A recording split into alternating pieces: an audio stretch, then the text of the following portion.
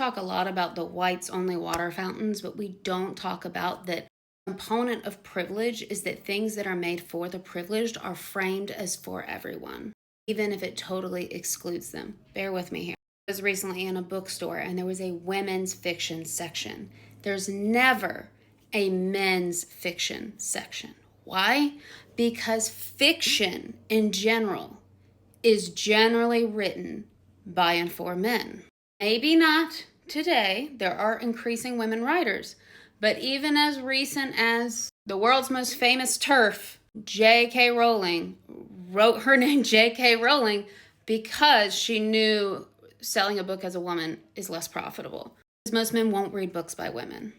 I very intentionally on my book cover have the skin color all covered and the gender undisclosed. Do not appeal to one audience, but my name being Anna at the front, there's no getting around that. But how this manifests in privilege is that because what is made by and for the privileged is just conveyed as normal, is just conveyed as the way things are, when other groups say, I'm going to make something for us because we're not being represented here, then the privileged group says, well, hey, I don't get special groups like that. What the hell? Where's the men's fiction group? I don't know that that's actually happening. This is an example and an analogy, okay? The privileged group feels like they are being oppressed, like they are being robbed, like they don't get anything special, without realizing that the reason there needs to be a special group or an additional specified group is because they are assuming their experience is universal for everyone. And instead of seeing someone else be like, hey, I'm going to write women's fiction, and being like, what is it that we're missing about women isn't being translated, is instead, that's a DEI book. Well, if those women authors could cut it, then they would be in the normal section.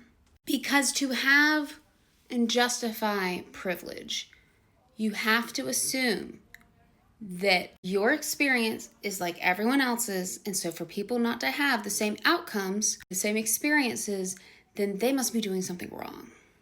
So when they see other people make their own spaces, they feel robbed.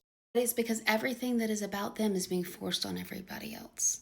And I give the fiction example because that's where I just saw women's fiction and thought of this. But with what I do on the unwritten rules of work, look at class, neurodivergence, race, gender, all of those identity intersections.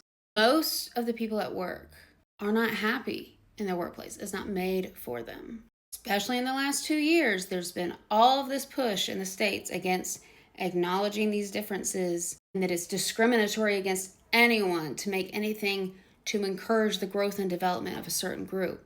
If you have something focusing on women, it's discrimination against men. If you have something focusing on Black Americans, it's discriminated against everybody who's not a Black American. But that's not true. Because if the norms already uphold one group, that is why the rest has to be discussed.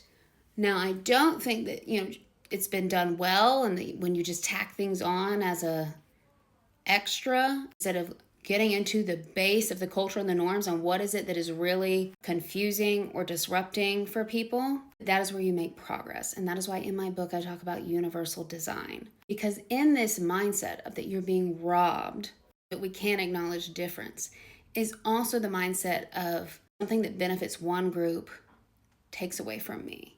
And when you benefit only a group that is in charge, that has all the power, that is true. But when you make an effort to include the most marginalized person, it gets better for everyone who doesn't want to be a sadistic dictator. For example, I do a lot of class research. Class interventions in universities have shown that when you have panels of students, first-generation students, talking about who have graduated, talking to current students about their experience and how their identity shaped their experience in college, both first generation and continuing generation students see an increase in their grades. Both of them. It does not only benefit the first generation students. In my work, where I work on class differences in communication and how can we improve communication, because an unwritten rule at work is indirect communication, which can cause not just confusion, but also major business problems. When there is clear communication, both neurodivergent and neurotypical people benefit. It is not only neurodivergence.